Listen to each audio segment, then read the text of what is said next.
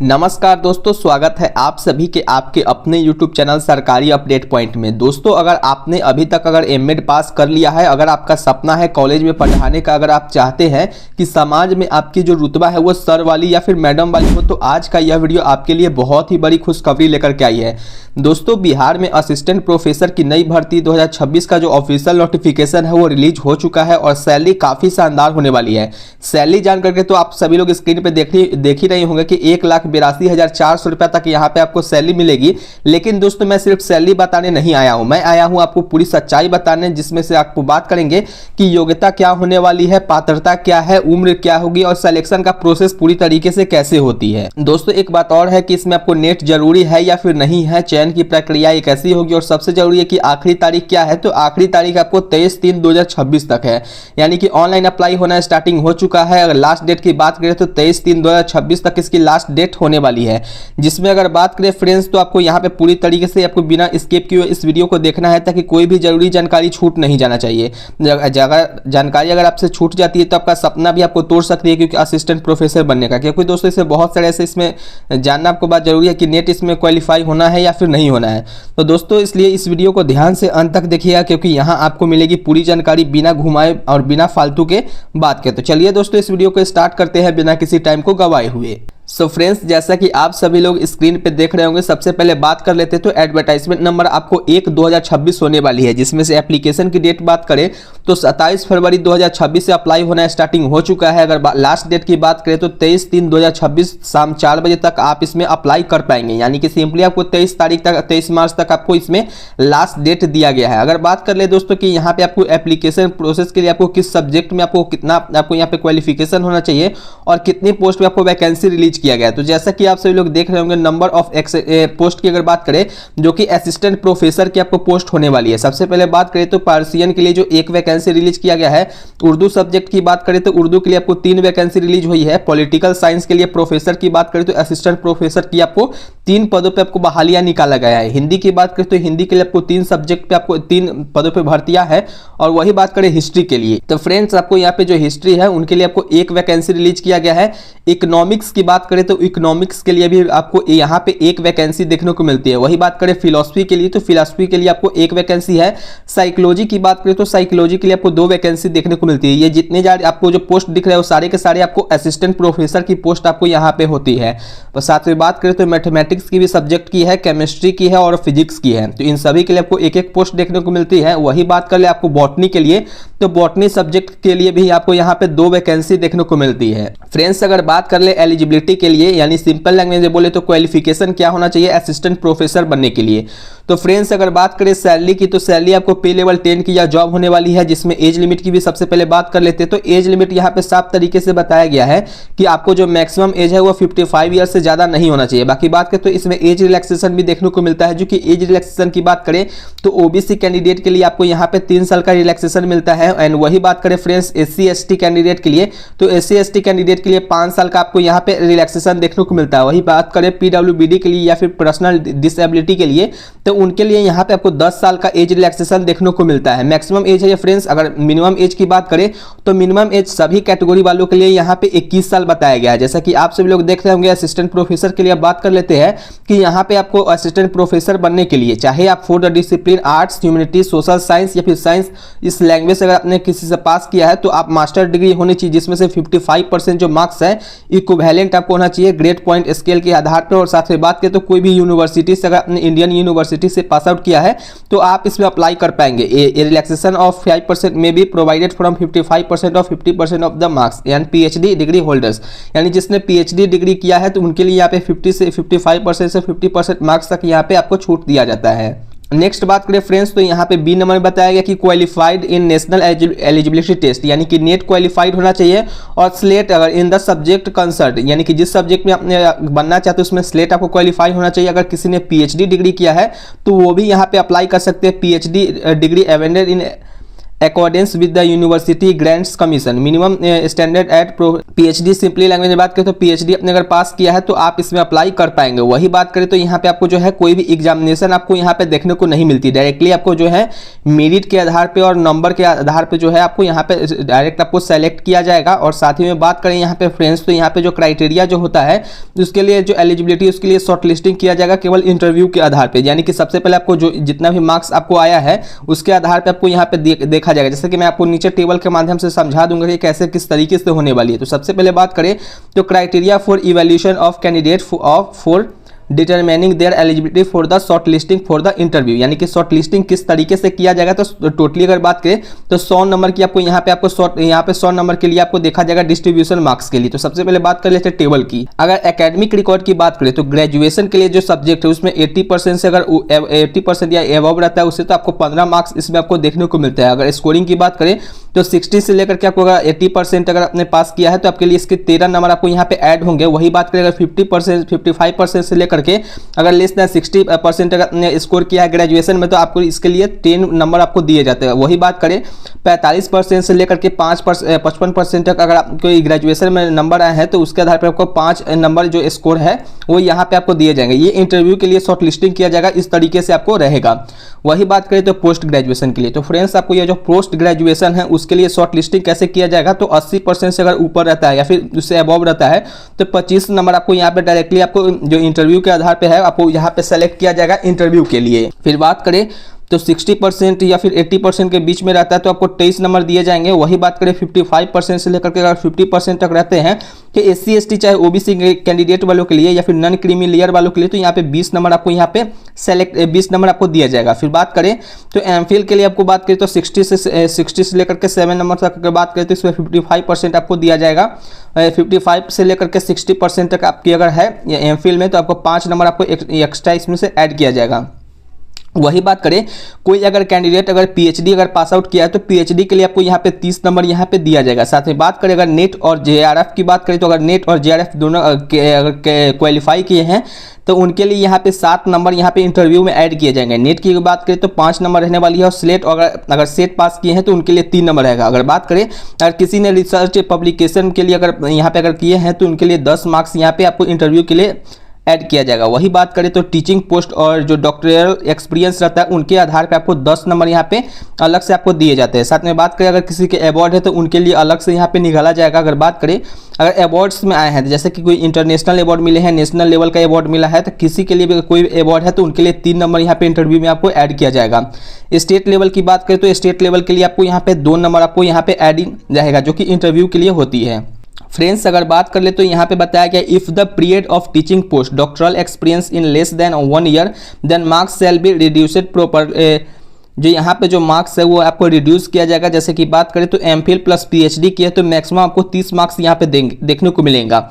JRF और net set वालों के लिए आपको मैक्सिमम जो है 7 मार्क्स यहाँ से उठेंगे। इन अवार्ड अगर कोई अवार्ड वाला है तो उनके लिए 3 मार्क्स यहाँ पे उठने वाले हैं। अब बात करें कि number of candidate be called interview shall be decided by the college. ये कॉलेज के आधार पर आपको नंबर जो कैंडिडेट कितने कैंडिडेट को यहाँ पे बुलाना है वो ये जो कॉलेज है वो डिसाइड करेगी कितने हमको स्टूडेंट को सेलेक्ट करना है जिसको हमको इंटरव्यू लेना है। तो सबसे पहले बात करें तो एकेडमिक स्कोर के आधार पे 80 मार्क्स रहेगा। रिसर्च पब्लिकेशन में 10 और टोटल अगर एक्सपीरियंस की बात करें तो 10, यानी कि टोटली अगर बात करें तो आपको जो नंबर ऑफ रहने वाली है आपको स्कोर की तो 100 स्कोर दिया जाएगा। फ्रेंड्स इसमें कोई भी आपसे एग्जामिनेशन नहीं ली जाएगी, डायरेक्टली आपको इंटरव्यू के आधार पे। और साथ में बात करें तो इंटरव्यू में कैसे आपको सेलेक्ट किया जाएगा तो वो मैंने आपको बता दिया है कि जितने जो अपने कोर्सेज किए हैं उसके आधार पर जितने जो आपको मार्क्स आए हैं उसके आधार पर आपको यहाँ पे शॉर्टलिस्ट किया जाएगा जो कि इंटरव्यू के लिए बुलाया जाएगा। साथ में बात करें तो यहाँ पे जो स्क्रीनिंग और शॉर्टलिस्टिंग जो कैंडिडेट होता है क्राइटेरिया एंड प्रोसेस उनके लिए अलग से यहाँ पे है।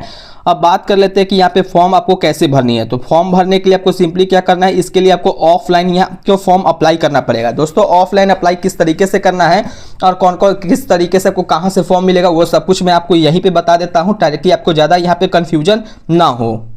फ्रेंड्स बात कर रहे थे तो किस कॉलेज में वैकेंसी आई है, तो ये बिहार के मिर्जा जो है गालिब कॉलेज गया में यह वैकेंसी रिलीज किया गया है, जो कि आपको यहाँ पे कॉलेज है, यहाँ पे जो बिहार में ही कॉलेज पड़ता है। इसमें करने के लिए आपको मैं आपको फॉर्म भर के दिखा देता कि कौन सा फॉर्म भरना है आपको। फ्रेंड्स अगर आप प्रोफेसर बनना चाहते हैं तो मैंने सारी डॉक्यूमेंट्स बता दिए हैं। अब आपको बात आती है कि फॉर्म कैसे अप्लाई करना है, कौन से किस तरीके से फॉर्म मिलेगा। दोस्तों जैसा कि आप सभी लोग स्क्रीन पर देख रहे होंगे, मिर्जा गालिब कॉलेज गया के द्वारा यह जो वैकेंसी निकाला गया, इसका मैं फॉर्म जो यहाँ पे ऑफलाइन तरीके से अप्लाई होगा मैं आपको डायरेक्टली दिखा देता हूँ।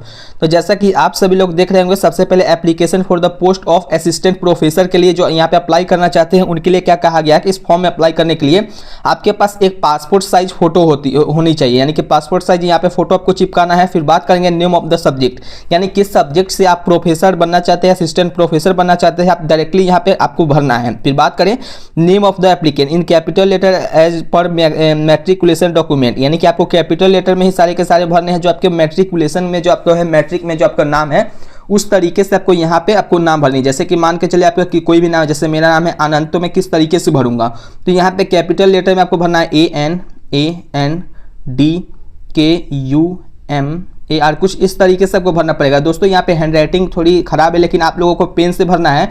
तो अगर आपको यह PDF चाहिए, ध्यान रखना है, अगर आपको यह PDF चाहिए तो डायरेक्टली आपको हमारे व्हाट्सएप में मिल जाएगा।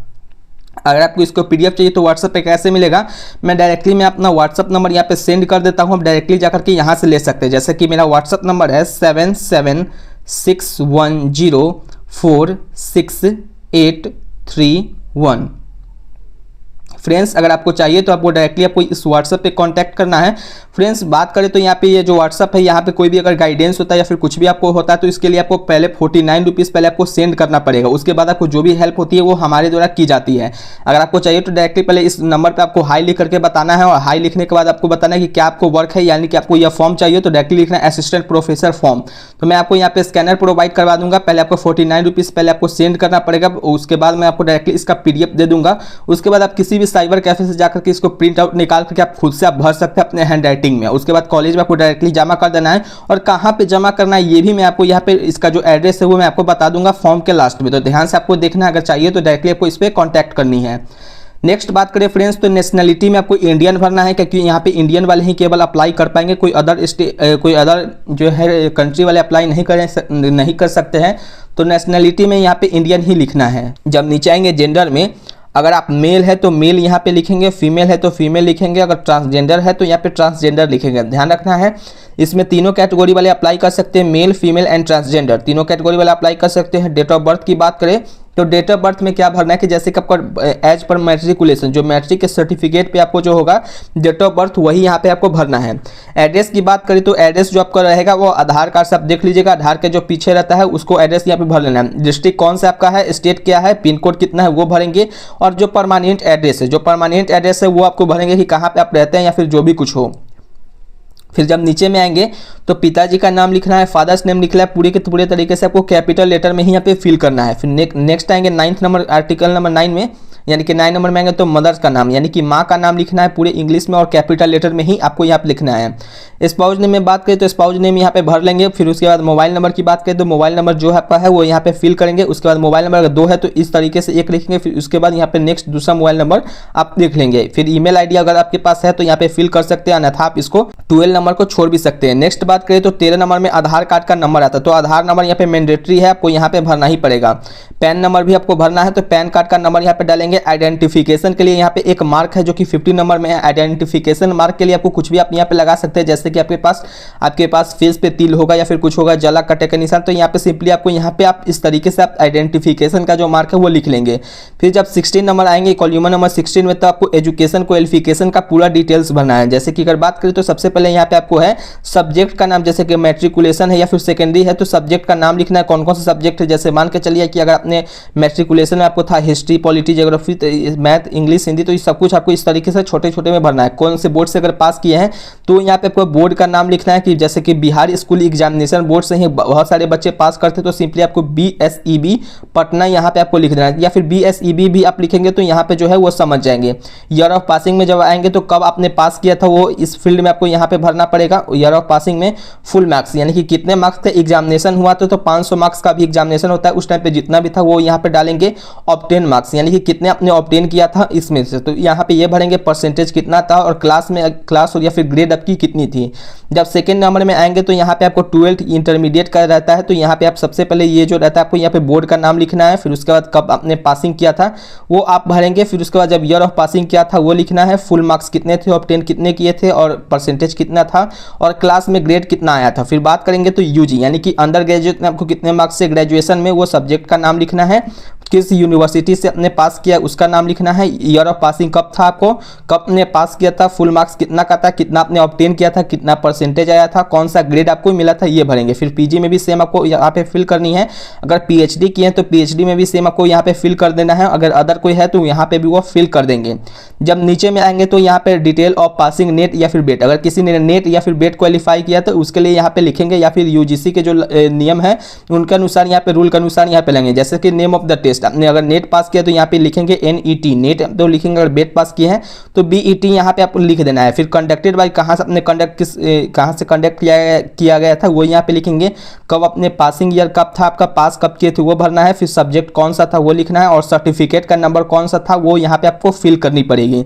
नेक्स्ट बात करें तो 80 नंबर में जब आप आते हैं तो 80 नंबर में नेट बीएड और इक्विवेलेंट टेस्ट जो रहता है यूजीसी देन टिक जो रहता है approve in the box Balor, यानी कि जो यहाँ पे आपको दिख रहा होगा, have you obtain PhD degree on the basic of UGC presented minimum standard and producer 2009-2016 regulation, तो येस और नो, यहाँ पे आपको नो पे क्लिक करना है, सॉरी 2016 है तो यहाँ पे आपको येस पे क्लिक करनी है, तो टिक लगा देना है।